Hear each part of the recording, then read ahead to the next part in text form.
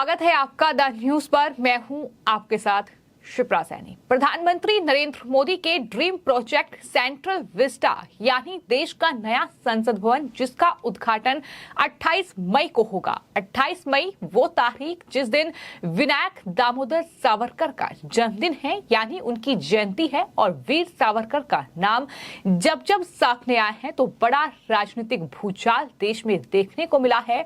अब 28 मई पर central Vista का उद्घाटन एक संयोग है या प्रयोग है, ये एक बड़ा सवाल बन गया है। लेकिन इस खबर ने विपक्षी दलों को काफी परेशान कर दिया है। कांग्रेस पार्टी ने एक बार फिर सेंट्रल विस्टा को लेकर प्रधानमंत्री नरेंद्र मोदी पर हमला बोला है। कांग्रेस ने इसे प्रधानमंत्री नरेंद्र मोदी का व्यक्तिगत वैनिटी प्रोजेक्ट बताया है। जी हां, कांग्रेस पार्टी के नेता जयराम रमेश की ओर से एक ट्वीट किया गया और ट्वीट के जरिए उन्होंने प्रधानमंत्री नरेंद्र मोदी पर निशाना साधा। जयराम रमेश ने सेंट्रल विस्टा में प्रधानमंत्री नरेंद्र मोदी द्वारा जो निरीक्षण किया गया था उसकी एक तस्वीर अपने ट्विटर हैंडल पर शेयर की और लिखा कि नए संसद भवन के एकमात्र वास्तुकार, डिजाइनर और कार्यकर्ता जिसका उद्घाटन वो 28 मई को करेंगे।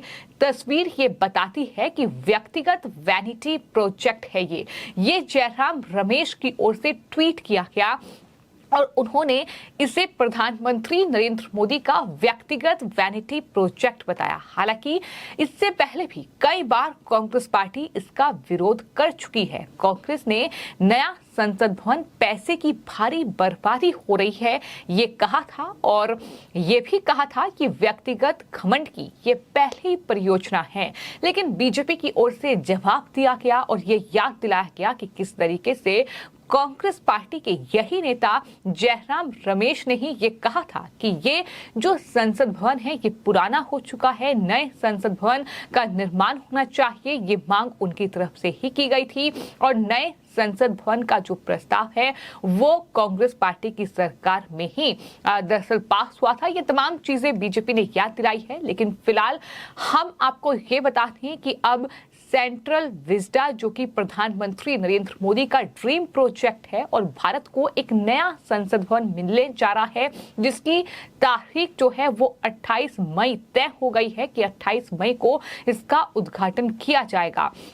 लोकसभा स्पीकर ओम बिरला ने बाकायदा प्रधानमंत्री नरेंद्र मोदी से मुलाकात करके उद्घाटन के लिए उन्हें आमंत्रित किया है। लोकसभा सचिवालय की ओर से ये जानकारी दी गई है। लेकिन उद्घाटन की तारीख के चुनाव को लेकर लगातार जो खबरें हैं अब शुरू हो गई हैं। प्रधानमंत्री नरेंद्र मोदी की विशेषता दिन, समय और जगह के चुनाव को लेकर अलग रही है। वो एक कार्य के जरिए कई तरह के प्रतीकात्मक संवाद कायम करने में सफल होते रहे हैं और उसी दिशा में ये 28 मई की तारीख का चुनाव भी माना जा रहा है। दरअसल 28 मई के चुनाव को लेकर लोकसभा सचिवालय की ओर से ट्वीट किया गया, लेकिन वीर सावरकर में आस्था रखने वालों के लिए ये दिन बेहद खास है। 28 मई 1873 को वीर सावरकर का जन्म हुआ, इसलिए सावरकर के जन्मदिन के मौके पर नए संवाद का उद्घाटन महज संयोग कैसे हो सकता है, ये सवाल भी लगातार उठ रहे हैं।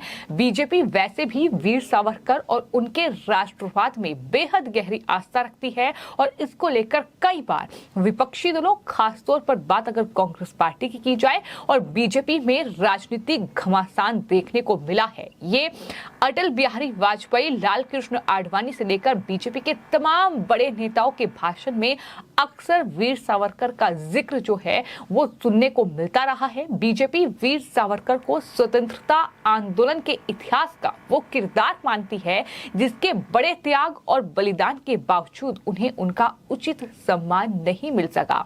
महात्मा गांधी की हत्या के आरोप में वीर सावरकर कोर्ट से बरी जरूर हुए, लेकिन उनके नाम पर कांग्रेस समेत तमाम विपक्षी दलों ने लगातार कालिख पोतने का काम किया और कहा यही जा रहा है कि नए संसद भवन के उद्घाटन के लिए 28 मई की तारीख का चुनाव सावरकर के नाम को कलंकित करने वालों के लिए करारा जवाब है और यही वजह है कि दरअसल ये तारीख चुनी गई है 28 मई।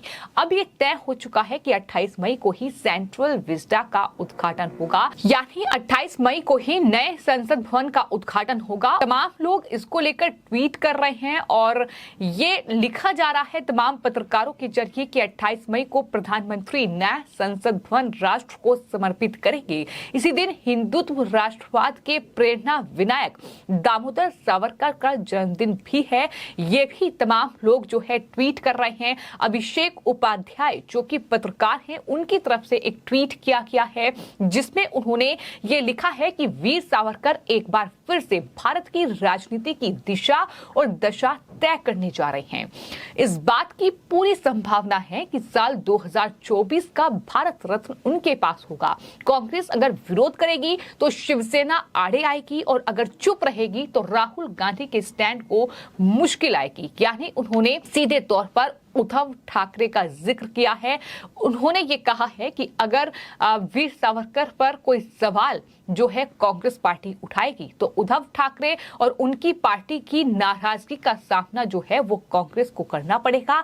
और अगर वीर सावरकर को लेकर दरअसल उद्धव ठाकरे जो भी उनका स्टैंड होगा, क्योंकि पिछले कुछ दिनों में ये देखने को मिला है कि जब राहुल गांधी ने ये कहा था कि मैं सावरकर नहीं हूं, मैं गांधी हूं और गांधी माफी नहीं मांगेगा, उसके बाद विपक्षी एकता में दरार देखने को मिली थी। इस पूरे मुद्दे को लेकर विपक्ष बिखरा था। इतना ही नहीं, महाराष्ट्र में जो स्वतंत्रता सेनानी वीर सावरकर को माना जाता है, दरअसल तमाम जो राजनीतिक दल थे वो कांग्रेस पार्टी के खिलाफ चले गए थे। यहां तक कि एनसीपी चीफ शरद पवार, उद्धव ठाकरे, संजय राउत, तमाम लोगों ने राहुल गांधी के उस बयान की आलोचना की थी और उसी बयान का जिक्र जो है वो पत्रकार के जरिए अपने ट्वीट में किया गया है। तो बीजेपी ने क्या ये बड़ी रणनीति के तहत ये कदम उठाया है, ये भी एक बड़ा सवाल है।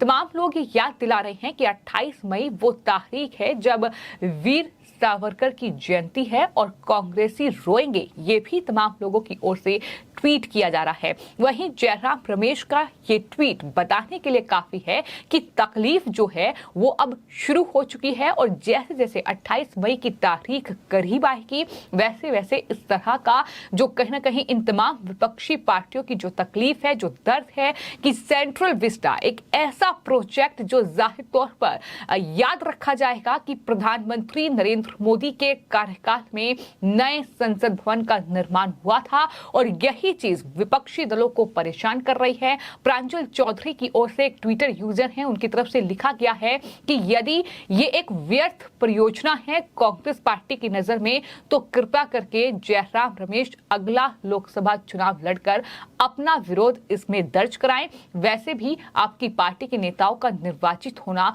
उच्च अनिश्चितता को दिखाता है, ये उनकी तरफ से ट्वीट किया गया है। आप इस संसद भवन में नहीं जाएंगे, इस तरीके के ट्वीट तमाम लोगों की ओर से किए जा रहे हैं और जयराम रमेश के ट्वीट को लेकर ये साफ तौर पर लोग लिख रहे हैं कि ये उनकी कहीं ना कहीं तकलीफ है, ये उनकी ईर्ष्या है जिससे उनके ट्वीट से जिसकी बू आ रही है। यूपीए सरकार के दौरान नए संसद परिसर को मंजूरी दी गई थी, लेकिन प्रधानमंत्री नरेंद्र मोदी के कार्यकाल में इसका निर्माण शुरू हुआ और महज 2 साल के भीतर 28 मई 2023 को अब इसका उद्घाटन होने जा रहा है।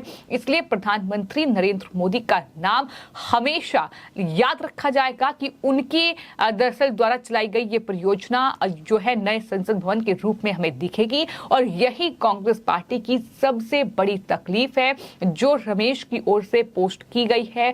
प्रधानमंत्री नरेंद्र मोदी की किसी भी परियोजना और उनके द्वारा किए जाने वाले कार्यों के साथ गहरी भागीदारी की कहानी कहती है। ये तमाम लोगों के ट्वीट हैं जो सामने आ रहे हैं। आपको बता दें कि ये जो नया संसद भवन है ये जाहिर तौर पर रिकॉर्ड समय में तैयार किया गया है। ये भवन 4 मंजिला है और इसमें 1224 सांसदों के बैठने की व्यवस्था व्यवस्था की गई है, कई जो चीजें हैं वो बदलाव नए संसद भवन में किया गया है और कई जो कार्यालय हैं वो इसमें बनाए गए हैं। प्रधानमंत्री नरेंद्र मोदी का भी जो कार्यालय होगा वो इसी संसद भवन के भीतर होगा, इसी सेंट्रल विस्टा प्रोजेक्ट के भीतर होगा। तो तमाम नए जो कहीं ना कहीं अटेम्प्ट है वो इस नए संसद भवन में किए गए हैं। और आपको ये बताते हैं कि इस नए संसद भवन को लेकर लगातार सियासत गरमाई है, मामला कोर्ट तक भी पहुंचा है, लेकिन सुप्रीम कोर्ट ने भी याचिका खारिज कर दी थी, ये कहते हुए कि ये कोई प्राइवेट प्रोजेक्ट नहीं है, ये